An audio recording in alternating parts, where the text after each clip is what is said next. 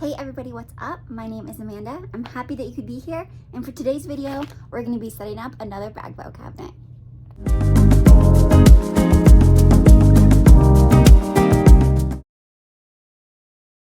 I have had this Baggebo cabinet chilling in this box in my house since Mother's Day, so I am super excited to get going. Step one for me is going to be to locate the base. I'm going to add 2 to 3 pieces of tape just to outline where I want the hole to go. I personally recommend adding a hole to the base of your cabinets. This is just something that will add like a really seamless look to your cabinet, and aesthetically and honestly for usability in the long run, it just makes everything so much nicer. So once you have your tape in the section that you want your hole to be, you're going to go ahead and go outside. You want to prop the base up on a couple of pieces of like 2x4 or something. You just want to ensure that the drill bit of the hole saw has enough clearance to go all the way through the metal without hitting the floor or the concrete or whatever it is that's below you. My husband is going to use a bimetal 2-inch hole saw attachment on his cordless drill to cut this out for me.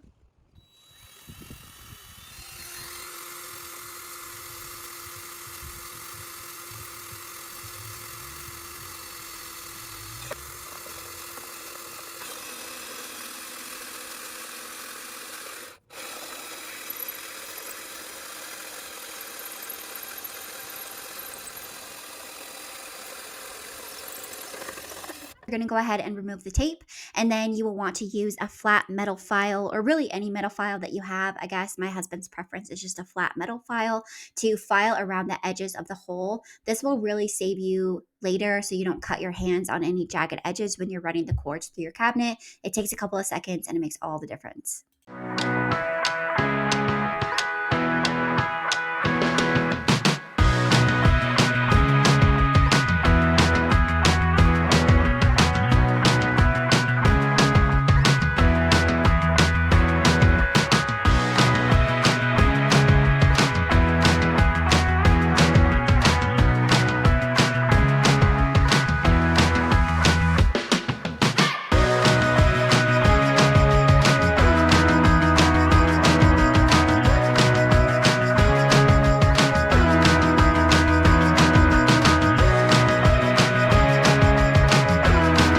So to get to this point, we just ran through steps 1 through 6 in the manual. Also, apologies for the rustling of paper. My daughter is coloring on the packaging. Okay, so the next step that is going to ask you for step 7 is to insert or to screw in these little rubber covered screws. This is the mounts for the actual shelving, but since we're going to spray paint this, or I'm going to spray paint it, I don't feel like spray paint is going to adhere very well to this rubber texture, so I'm not going to do that. Step 9, it's going to ask you to insert the back of this. I'm going to add a wallpaper to the back of my cabinet, so that's also something I'm not going to do right now, just because I don't want to spray paint the back that I'm already going to be covering up. If you are not doing a wallpaper and you just want to spray paint your cabinet to be all the same color, okay, Eleanor, honey, can you not cut that right now, please?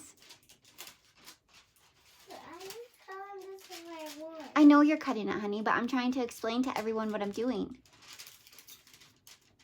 Please can I cut this wood? Okay, you can keep cutting. I'm almost done. She gets me every time. She always wins. Sorry if that's super annoying, but I love her, so she's cutting paper.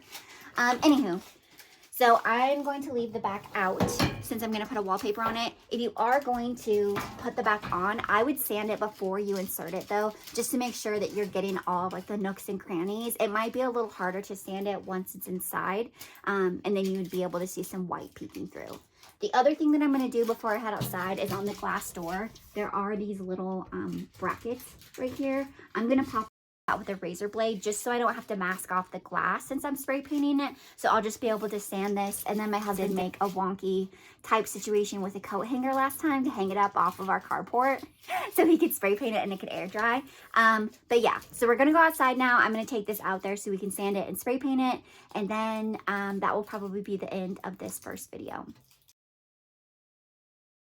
For supplies, I have 2 cans of matte black spray paint that I'm going to use, and then I have some 220 grit sandpaper.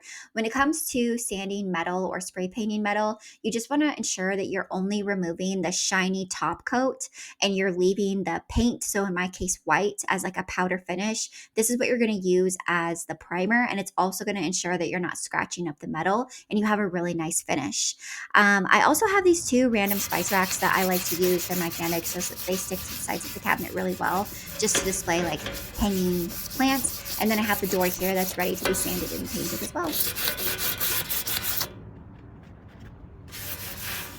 A couple of tips for spray painting is you just want to make sure that you do short bursts on like the bottom, the legs, and the top of the cabinet. This will ensure that you're not getting any like weird pools of spray paint. So you want to start right as you reach the beginning of the cabinet and then stop right as you reach the end. So that way you have like a clean flow, but you're just stopping in those burst sections. On the side of the panels, you want to keep long, consistent strokes so that you're not missing any of the grid and just everything looks really cohesive. And then your cabinet is going to be beautifully finished in the new color that you want it to be. I'm going to let this dry for 24 hours. Thank you guys so much for watching, and I will see you in part 2 to accessorize this cabinet.